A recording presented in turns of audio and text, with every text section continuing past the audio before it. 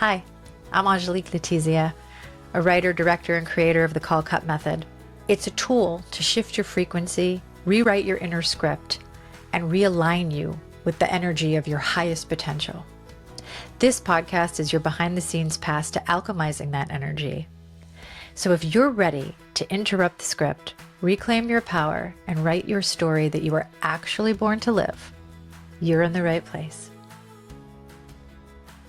Hi, friends. Welcome back to Call Cut with Angelique. I'm Angelique, and today is our inaugural Conversations with Friends series. And I am so excited to have one of my very close friends, Steven Zatarga, here with me today. And I'm so excited that you and I are going to chat today because one of the things that I wanted to do, which truthfully was inspired by a conversation you and I had on the phone, Yeah.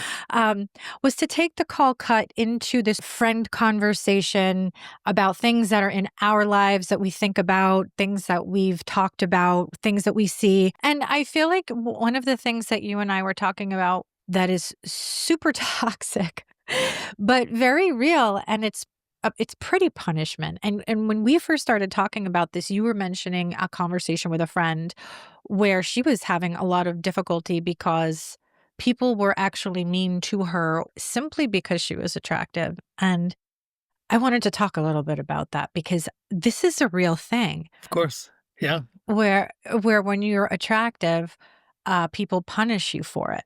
Yeah. You're held to a different standard than if you're not. Right away, you don't get the benefit of the doubt, unlike others. So I would agree with that for sure. Happen to her quite often.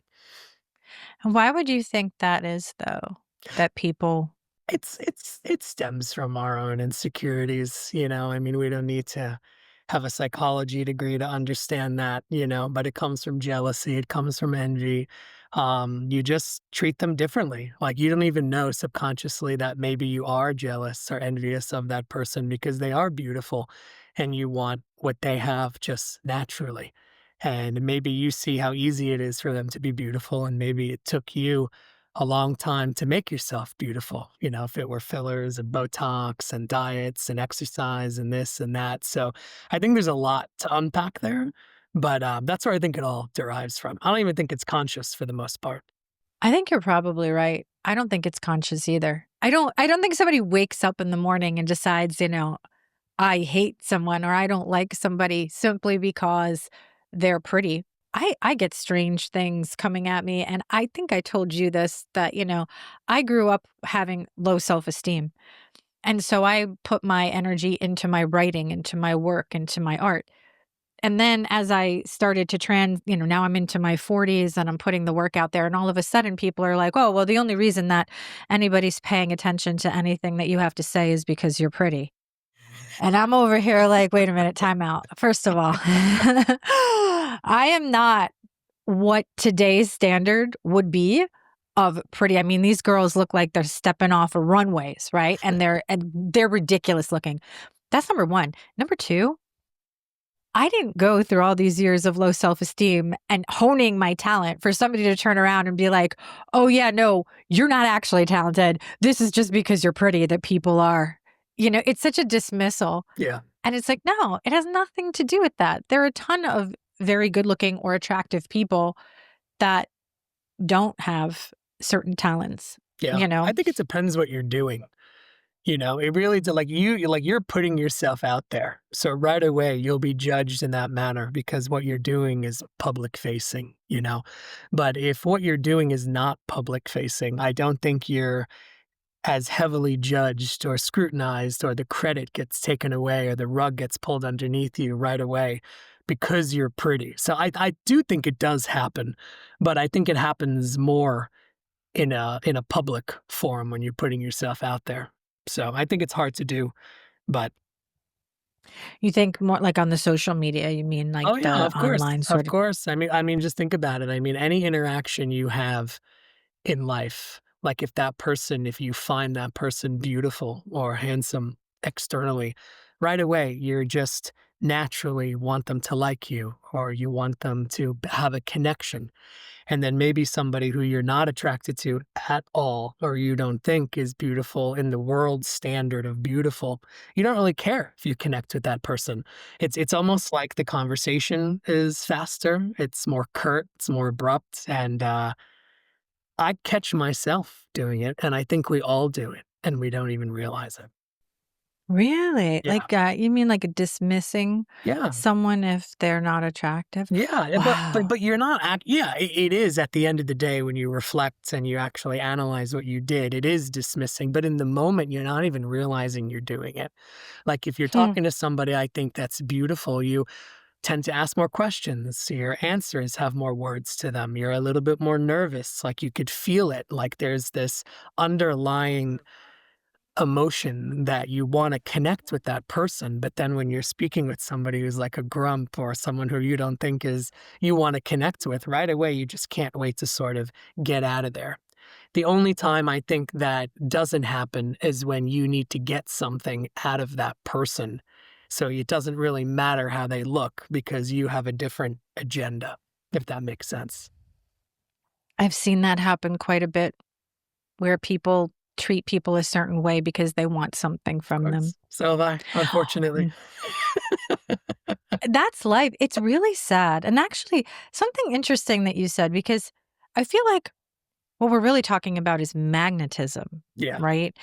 Because I would say that the physical beauty of a person is not always determined by the avatar. true. How many times, right? We've met people that are like stunning physical avatars. And then the minute they start speaking, you're like, whoa, okay, I was wrong. Yeah. You know, they're not nice, Yep. they're arrogant, Yep. they're unkind, Yep. self absorbed. And I don't know about you, but I feel like that actually takes away from the overall attractiveness of a person. Because I do think the whole package, the energy, the way they show up in the world, how they speak, how they think, does play into whether or not they're engaging or become beautiful 100%. in that way. 100%. I think it happens in the first 20 seconds. I think you're judging them in the first 10 seconds just based on, the very first interaction and how they look. And then to your point, as the seconds go by and the interactions go by, you're constantly making every single judgment in your head and you're sort of putting everybody in a box. And that's what I think happens to a lot of pretty people or beautiful people or people that didn't have to struggle with what society says is beautiful. You're put in that box, like similar to what you said, oh, they're only listening to you because you're beautiful. And that's why I was excited to talk to you about this today because I feel like people don't talk about it enough. I've seen people online, like a lot of these young girls, right, who are very attractive. I mean, very, very attractive. And you see people tearing them apart. Oh, what do you have to be? Oh, you're pretty. And you just want to say, all right, cut that out. Yep.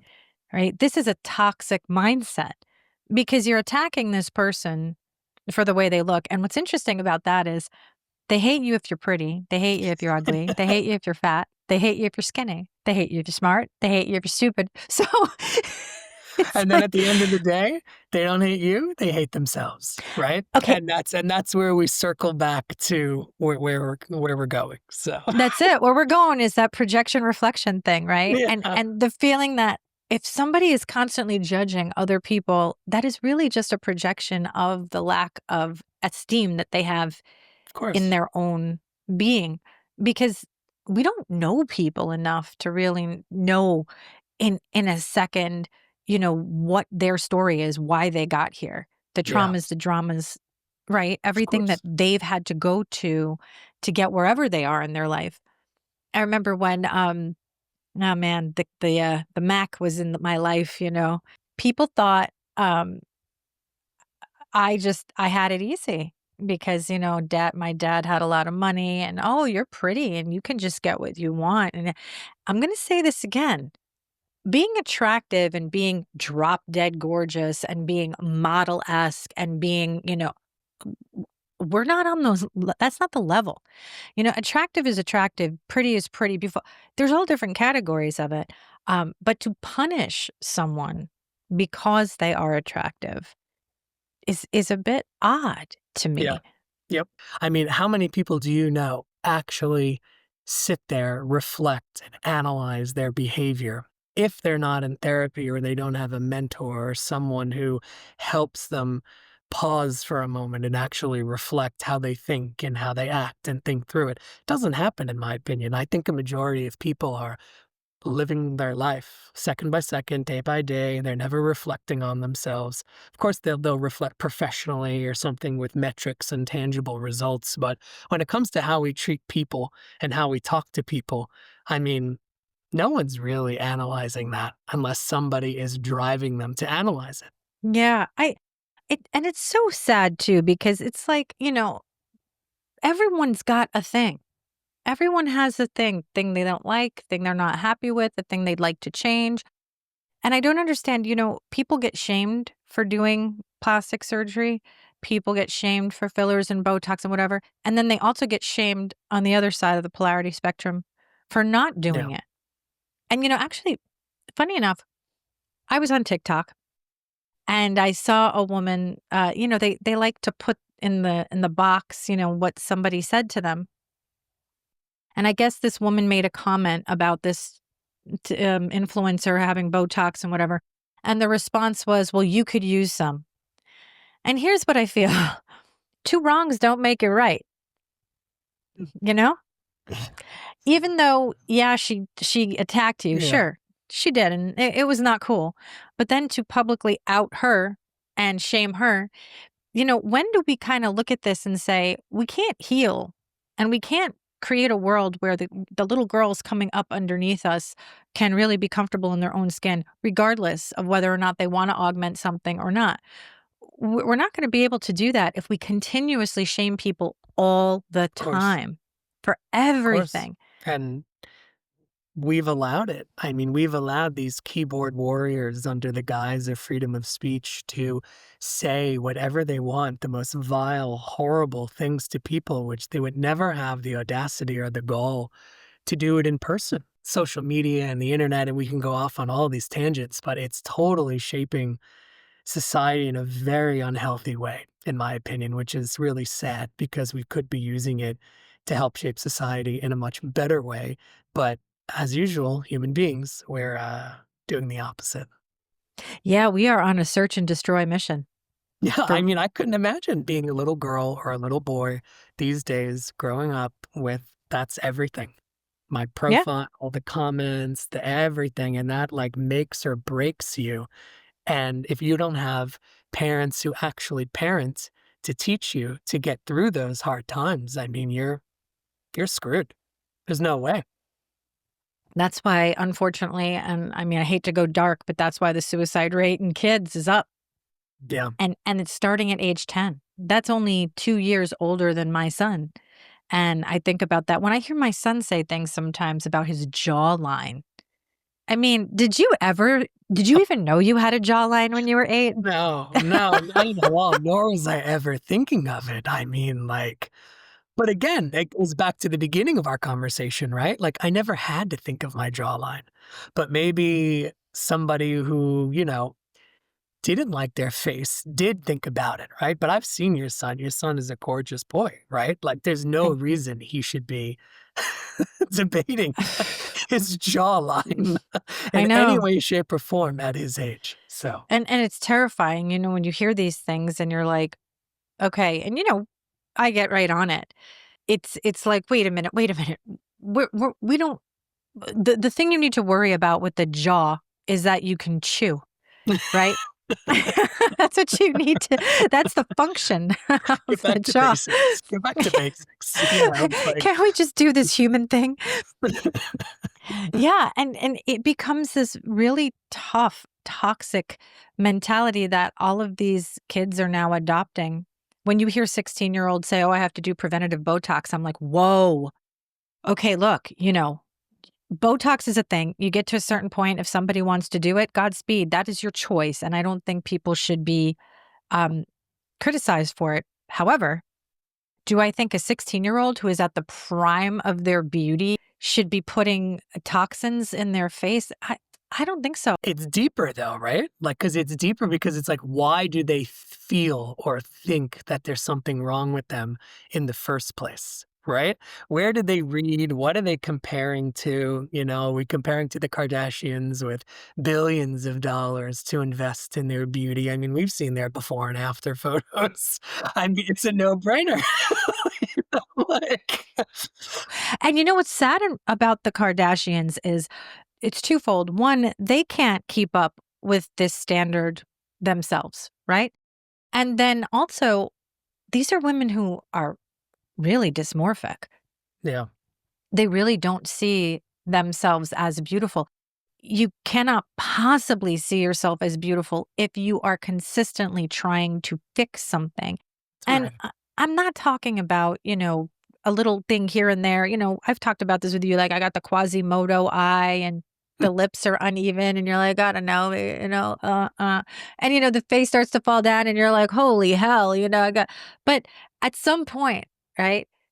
I do call cut on myself because I'm like, whoa, you're hyper focusing on the wrong thing. And I wonder if outside of consumerism, where, buy more, buy more, buy more, take this product, this will keep you Of young, course, this will keep you. of course. The consciousness of never being good enough is a lower vibrational energy that will always keep humanity down. If in your mind you constantly think, I'm old, I'm ugly, that I have to, you've created a consciousness that keeps you stuck in an idea that nothing is ever going to be good enough. And you never sit still. You're never paused. You can never just there's no chill whatsoever because there's always something in the back of your mind going, and you'll never achieve it. Before you know it, you're dead. Like, before you know it, you're like, "Oh, wow, okay, my life is gone. Wow, that was a fast 20 years." Yeah, because you didn't spend 20 years living 20 years. You spent 20 years trying to fix things every single waking moment of your life. If it all goes to shit, I mean, let's be real. Nobody's going to be getting their faces filled. Nobody's going to be getting Botox. We're going to be running for our lives. We're going to be figuring out how to make a fire and, grow Of our own course. food and all these things that Yep. we take for granted. We're not thinking about any of that. We're not thinking at all. We're not thinking of any of that stuff at all. It's only about us. It is creating a very harmful, selfish, self-absorbed, narcissistic me culture. And I don't think that's going to go away in either of our lifetimes, unfortunately. I just don't. And you know what's super sad about that? That is where the war on consciousness begins. When you put people in a situation that they feel it's me above all else, how do you unify consciousness at that point? Yeah. You can't. Nope. If we're constantly being put in a position to judge our brother, judge our sister, to make comments, to tear people down, to have intolerance at the top of our list, then how are we ever going to get to a point where we can unify consciousness? We're constantly being separated. And only we can change it, right? And I mean, think about it, the positive influences that you had growing up. There were far more people that would build you up back then, as much as today, where everyone just sort of knocks you down or they're not even interested in you to knock you down. So I feel like the human connection, those influences that affect you in a positive way, are getting less and less because nobody wants to invest the time. And I shouldn't say nobody, I'm stereotyping. A majority of people don't want to invest their time in others because we're drowning ourselves and we don't even have the bandwidth to invest in others. Yes. And I mean, I know well, you know me well, so I like to go down rabbit holes, but don't you think that that's also by design in a certain way? Yeah, I mean, I'm always ambivalent when it comes to that. I always think it's both. Is my answer is both. I do think pieces of it are design, and I think pieces of it are just a product of the environment. I do. Yeah. I do. Yeah. I agree with you. Yeah, there's some puppet mastering. We're too aware, and I know that sounds so silly, but like we've all had to adapt and adjust to become so aware so fast with technology. And no one, and I say this all the time, no one ever taught us or guided us or managed us on how to manage that information. You and I have talked about it before. Like you wake up, the first thing you do is you look at your phone. Yeah, it's So terrible. right away, it's like, oh, it's a work email. Like, I haven't even brushed my teeth yet. I haven't even left the bed yet. And I'm already transporting my mind into something at work, Mhm. right? So it's like, and then you get all the alerts. Like, I remember knowing when Nancy Pelosi was flying around Taiwan. Like, back then, I would never know that unless I read the newspaper that morning or I saw the news that night. I didn't know. But Yeah, now I know when the plane is right there. And I found it's so stupid. I could care less where she was. But at the time, it was a very big deal. And we get all this information and then we don't know what to do with it. that's it. And we're stuck and we're frozen. We're just frozen right now. Yeah, We're distracted. yeah, Because all of this ultimately that we're talking about comes down to being distracted. Our focus is being directed in the wrong place so that we lack critical thinking and we lack unity consciousness and what you said earlier, which is so true, connection, true connection. Because if we really think about what we're lacking at this point in time is we are connected, but we do not have connection. It's yeah. it's very interesting, and you start to see these vapid and superficial interactions with people. There are even people that don't know how to have conversations anymore with Of real course. people. And what happens, right? Like, what's the other end? What's the opposite end of the spectrum of that? We're so distracted because we're so, especially with Donald Trump and the presidency, like every day, there's just always something where it's like, well, what about me? So now we're forgetting about ourselves so much so to where then you breed these narcissists who are just like only going to think about themselves because we are so overwhelmed and so distracted. So yeah, it's like we said, a half hour ago, it is not breeding a good culture at all. And unfortunately, the other part of that, which is why people are able to punish other people and et cetera, is that we've lost all sense of decorum. Yeah, of course. Of course. Manners. You said it earlier, like what? Punctu- Punctuation Okay. So let me tell upright. you, like you know me because I get I think it's happening. I I like break out in hives when I see that something like your and your or right Yep. here and you're just like, oof. Forget that. It's just you are now. There's not even a why. Like, forget Yeah. that. It Like, is hard sometimes for a writer when you see it and you're like, okay.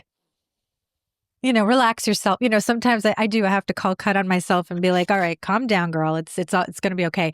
But I will tell you this story where this guy, a young kid, came to my Facebook page, and I had a black and yeah, white photo, and he wrote those marionette lines, though. And so I wrote, "Well, I'm in my 40s, so it is what it is, and I have dimples, which people don't realize. Like, I had nasolabial folds my whole life, Steven. Like I have never had a face that ever looked like that. Okay. So this guy writes this comment yeah. and I look at it, I write, and he writes back, take the criticism. You ain't 50s, you ain't 46, you are in your 50s. Go get your face fixed, go fill this, whatever. And Oh I'm looking at this my comment and I'm gosh. like, and I thought, there's only one thing that's really irritating me right now. And it's marionette lines, MARIONETT. And I can't get past it, right? So I'm looking at it and, all the insults, I couldn't give a crap about the insults. It's like, I'm Italian. That's just, come on now, you got to do better than Yeah, that. And so I wrote, marionette line, I spelled it correctly. And then I said, if you're going to insult me or at least attempt, you might want to have higher than a first grade writing level. Well, he blocked me. And, that's the consequence now. That's all you get. you That know, man that man would have never said that to your face, right? Going back to my point no. earlier. Never. He would have had to have been drunk or high or out of his mind Yeah. to even have the courage to say that. I'm a woman in my 40s. It's okay to look like you're in your 40s. I don't need to look like I'm 20, nor will I ever. I'm a big fan of that. I'm a big fan. Just Just, embrace where you are in yes. life. You will be much happier. They're not don't not take care of yourself.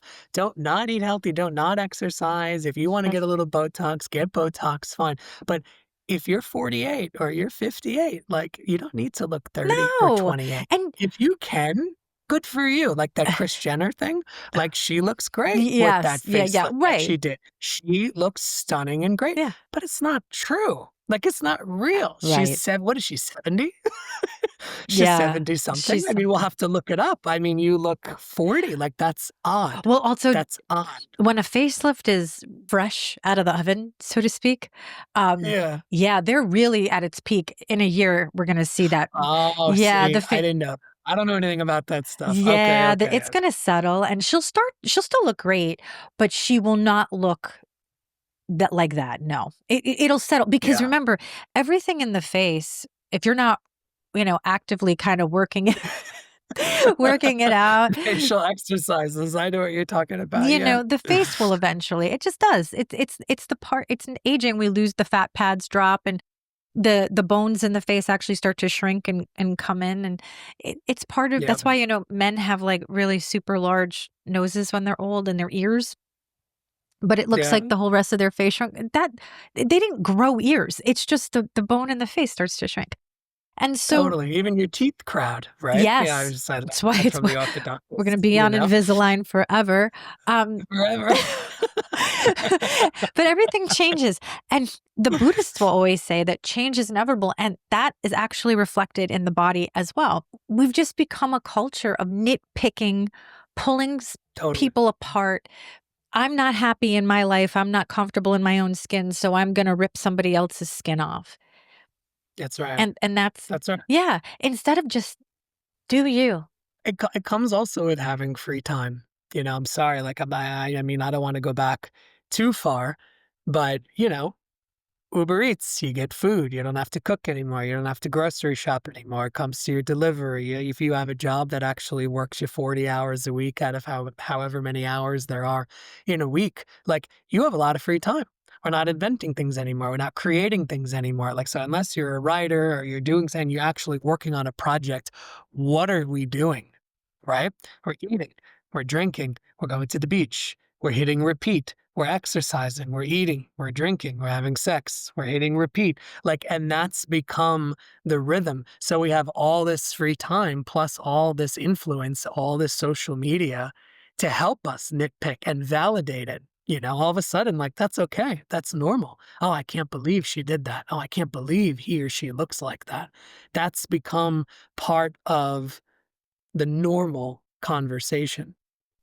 Yeah, and that's, very true and very sad because Yeah, it is. yeah, instead of being able you just said it, we're not inventing things, we're not creating things. If we're not doing any of that, then you're right, we're bored, we have nothing to do, we're being fed a lot of, uh, rage bait. We're not even reading. We see an article and we see the title. We read 5 words and all of a sudden we know what the article says. No, you don't. You don't. You think you know what the article says, but did you actually read the article? It doesn't happen anymore. Can I tell you how many times I would get a comment, "This is great, it's just too long." 2,000 words is not long, friends. It's not. If we lose language and to telepathy and to the light language, I'm okay with that because that's an Yeah. elevation. But if we lose language and it's an actual dumbing down and we're down into sound bites and you are like, we're not really sophisticated in our communication anymore, that's actually going in the opposite direction. Like, I have friends who it's like they just can't get through a movie. It's a 2-hour movie. It's not a 5-hour movie, it's not like we're watching the Titanic again in 1998 in the movie theaters. That was 3.5 hours long or whatever that movie was. Like, it's a hour and 45 minutes to and they just can't do it. They just can't all of a sudden, short films, like, are becoming more popular now because it's quick and it's to the point because nobody wants to sit through that long movie. It's sad. Not to say that I want to sit in a blockbuster movie for 3 hours anymore. That's a tough one. Depending though, because I liked Yeah, Superman a lot, and and I liked actually the Jurassic Rebirth. They're not 3 hours in fairness, but I sat through them. Like, I didn't feel like they were yeah, long, or they were both about 2 hours. The yep. scrolling and the oversaturation, I think in a weird way, it's a burnout. I feel people are just so overwhelmed, and then because it's blue light, and blue light is actually terrible for our brains and our eyes, we can't sleep. We feel super stressed. We don't know what to do. We're trying to sit down to focus on something, but we can't focus because we're gravitating to our socials, to our emails, to our text messages. And before you know it, you said it, a day goes by. You may have gotten nothing done. You may not have done anything interesting. And these are just habits. They're just behaviors. They're just habits, you know? Like I used to know somebody where he turned off all notifications on his phone except phone calls. That's it. So, no, all he had to, it would have driven me crazy, like all of the little red dots or whatever they're on, all the apps, because it doesn't push. So when he's like, all right, cool, now I'm going to go on Facebook. Now he opens up Facebook and now all the notifications are there, right? But it wasn't constantly lighting up, lighting up, lighting up. And that's what's happening, I feel like, on so many people's devices. So you have news, you have social media, you have your actual alerts, you have your alarms, you have your phone call. It's just, it's so much. And we don't take any initiative to try and modify how we do things. And again, I'm always stereotyping. Of course, I'm sure there's plenty of people that do this really, really, really well. So I don't want to put that out there. But people I know in my circle, it's the first thing they do. Look at their phone. I do shut off notifications. That's the one thing. Just text, but that's the one thing. So mine is always like your friends, where I go in and I Yep. see it after the fact. But I'm okay with that. In my mind, I say, all right, 9 o'clock to 10 o'clock, when I've done everything else, now I will go in and I will respond. A lot of my content is scheduled. So I schedule things to go out, on different. So it's just going out on its own. And I may not be able to get to it from, through whatever I'm working on, or, meetings, work, etc., until later. But I know, okay, 9 o'clock to 10 o'clock, I'll sit down and I'll go over it. But if I'm out, and like if we're out and we're hanging Yep. out, engaging, and we're not sitting on our cell phones like Yep. this, we're having a conversation and being present. And I think that's very hard for people. You can look around a restaurant and you will see a vast majority of people will Of be, course, right across from one another. And I mean, and that's why my phone is always on vibrate. I was just having a conversation with my yeah, mother about that, I would say a month ago. She's like, "Oh, it's always on vibrate." I'm like, "But what if I try and call you?" I go, "I'll call you back." Just like 30 years ago when you came right. home and you hit the answering machine. Yeah, you said, Do you remember the "Okay, answer I have machine? 9 new messages. Great. Okay, well, you missed me because I was out doing something." We could still have that if we wanted to, but no one has taught us, or we don't have enough willpower because we've been sucked into this instant gratification. I mean, how many times at work with an email, like you need a response in 60 seconds, and it's like, well, I'm in the middle of something, like I'm not gonna stop right now. If it was a real emergency, you can give me a call, right? Just chill, chill. We're not there just waiting for a message, right? Right. We're in the middle of things. You said it. It's the instant gratification. And because we do live in a world that is a 24-hour pageant of whatever you want, I don't know if it's always the best, not to say that choices and options in the freedom sense, but in the sense that there's all different forms of communication. Have you ever had a situation where, somebody calls you and then you don't pick up right away, they text you? And then if you don't get the text message, maybe they'll message you on social. And then if you don't get that, they'll text you again and they'll call you, call me, or they'll text you, call me. And you almost want to say to someone, hey, listen, friend, you are a habitual digital line Yeah, stepper here. I I'm not answering the call. I could be in a meeting. I'm with my family. I could be yeah. dead. I can't pick up Could be your in the call. shower. And Okay. I could Maybe you take a imagine? bath, But like for people who take baths. yes. Like,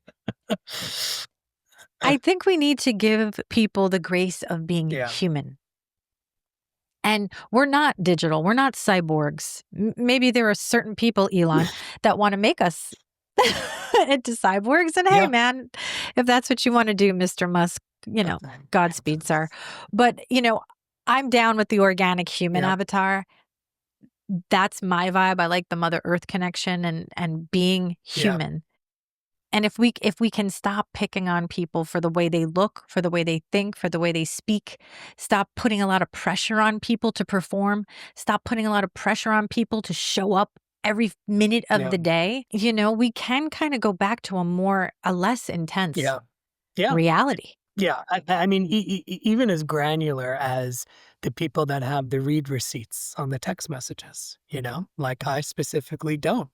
Because sometimes I'm not ready to answer that message yet. Like sometimes I don't want to engage in that conversation, but Right. yet they'll see maybe a post and it's like, oh, he could post, but he can't respond to my text message. Well, I don't want to right now.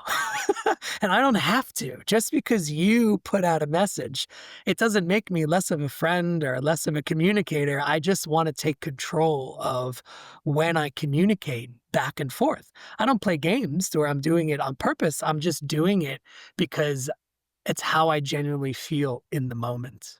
I resonate with that. I will sometimes be on social media. Somebody texts me, I'm in the middle of doing something. I'm in the middle of it. Right. And so then the post goes out, and I've gotten messages from friends that said, oh, I see that you could post a story, but you can't answer Yeah. me back. My Yeah. response is yes. you Very good know, analysis. Well done. and it's not to hurt somebody's feelings, right? But there has to be boundaries. We can't constantly infiltrate somebody's space all the time. It's okay That's right. if I send you a text message and you take a while to get back to me, I'm not going to hold that against someone. I understand people are busy. I understand people have lives. But the same goes on the other end. Yep. And Yep. unfortunately, when we have the narcissistic personalities, they don't hold themselves to the same standard that they hold you. So if you don't instantly respond back to them, that's a problem, but they can leave you hanging for a week. Yep. This is the disparity where, again, I feel like humanity's got to make a choice. Are we going to be service to self or service to others? And right now we're way, way, way tipped into service to self, and it's tearing us apart. Well, I mean, it's this expectation. It's a pressure, I mean, because it's the same in our professional life. If you're in any type of corporate job, any type of white collar, even blue collar job, the pressure of timeliness. I mean, how many articles you read about Amazon, how many people are unhappy because every second is logged for and every minute about efficiency and efficiency and efficiency. And these are people doing the same tasks over and over again. And they're just graded and judged so harshly, like, oh, you should have been this productive because she was this productive or he was that productive. And I'm not saying you get rid of standards. There has to be standards of what a good job is, but it's getting so out of hand that we're forgetting that you are still talking to a human being. Yes. It's like you said, a cyborg or a robot, like you're talking to a human. Like maybe they got a phone call. Maybe their stomach hurt and they're in the That's bathroom a right. couple times. Like it's a human, right? So you have to chill out and there's no more chill. So it bleeds into our personal lives and that becomes the standard. And that's where we are today. That's where we are today. They say that one person can't make a difference, but you can make a difference because when you do the work to change your consciousness, it changes the consciousness of everything and everyone around you. And that is physics. That is a real thing. And if you do look at the reason we are so tipped is because the majority of our consciousness is, as you said, selfish. And we need to just start to be accountable for the things that we say to people online, to their face or otherwise. Remember that if you do have nothing nice to say, perhaps silence is Of golden, course. right? If you feel the urge to tear somebody down, stop yourself for a minute and ask yourself, how would I feel Yeah. if somebody did that to me? And I think if we can all kind of get into a mode where we are more self-reflective and we do stop and do that inner shadow work and we start to look at ourselves in a different way, maybe there is a path to healing.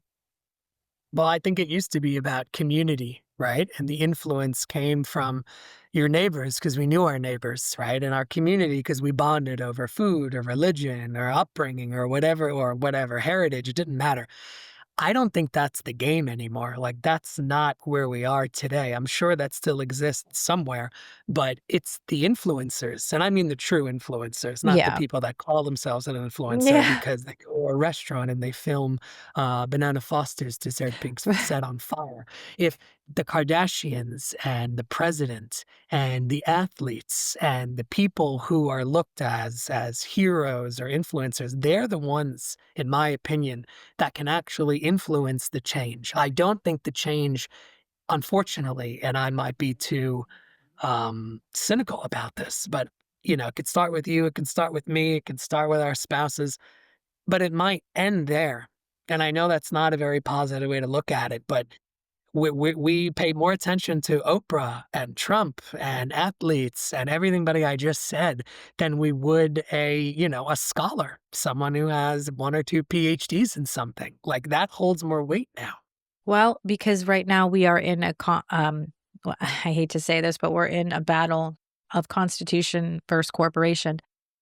Corporations really have a lot of power, and they have power over the people that you're talking about, those influencers, right? And they Yep, target those people for a reason. And this is where I do have a lot of compassion, I would say, for people who are in the spotlight in that way. When you have that level of fame, that's a magnetism, and that light is co-opted because those who want to control narratives and make sure that people don't, overstep, um, they target those people to make sure that the narrative is controlled. So those people don't have as much freedom as they seem to have.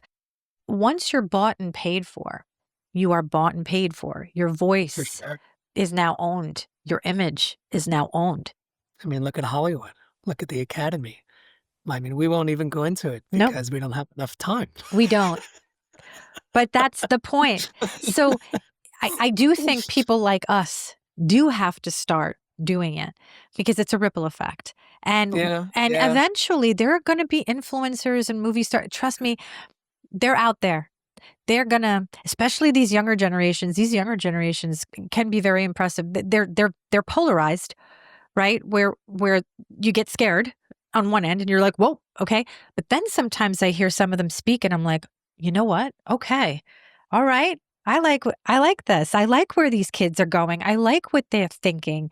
I want them to keep doing that. I like that they're championing authenticity and being real, and they're trying to find their way. I like that.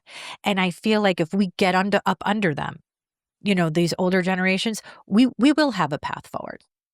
I hope so. We will. Well, my darling, we are out of time, but thank you Yeah. so much for coming on Call Cut with No, thank you for Angelique. having me, it was Yes, it was awesome, so this was a fabulous conversation, and this is a new part of Call Cut with Angelique, which is conversation with friends, and we will do one of these a month where I am showcasing one of my fabulous friends and some ideas and things that we talk about life, love, and this wonderful, crazy world that we live in. Thank you so much for joining me on Call Cut with Angelique. New episodes drop every Friday. If you like this content, please subscribe, like, share with your friends. And remember, folks, no matter what life gives you, you must always keep shining.